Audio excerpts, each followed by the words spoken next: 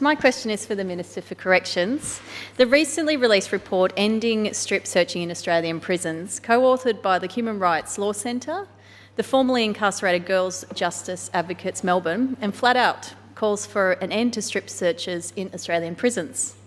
This report highlights the dehumanising and largely ineffective nature of strip searches.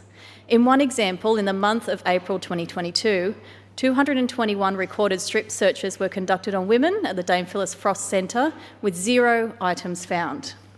Key findings of the report included that strip searches are often ineffective, less invasive alternatives are available, children are being forced to strip in front of adult prison guards, and the harms of strip searching compound the mass incarceration of Aboriginal and Torres Strait Islander peoples.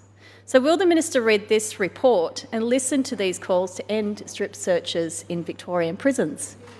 Minister. Thank you, President. I thank Ms Payne for her question and her interest in this matter.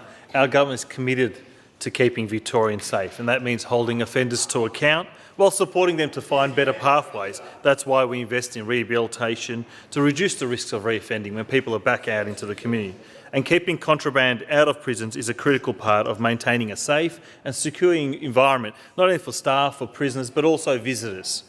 The integrity of Victoria's corrections system and the safety of all staff, prisoners and the community are of the highest priority. And Corrections Victoria employs a range of methods to prevent contraband from entering Victorian prisons. These include the use of advanced technology, such as body scanning and drone detection, intelligence-led physical searches of prisoners and visitors, staff, and especially by a specialist team, the Security and Emergency Services Group, the use of drug detection dogs. These methods are all alternatives to strip searching, and strip searches should be used as a minimum, as least as possible, and that's what we're aiming for, and that's why we've invested in new technologies across our correction system.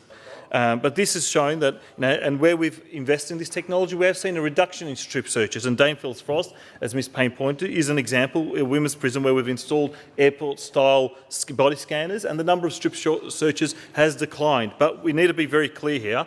Corrections authorities need a full suite of options available to them to stay ahead of attempts to smuggle dangerous contraband into facilities. Need to understand that strip searches do act as an important deterrent also in the system, in a dynamic environment. So at this stage, we have no plans to change the law relating to strip searches. Ms Payne, supplementary.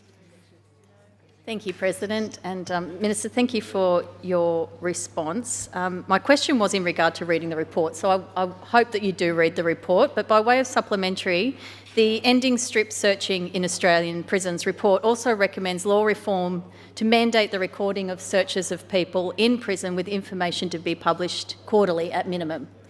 This would include the reasons for searches, results of searches, including any items identified, the age, gender, race or ethnicity of a person subject to searches, who conducted the searches at the prison and which they took place in. So will the Minister accept this recommendation and expand data collection on searches for people in Victorian prisons?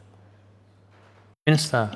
Thank you, President. I thank Ms Payne for a supplementary question. It is a really good question because we do a really good job in terms of collecting that data in the youth justice system.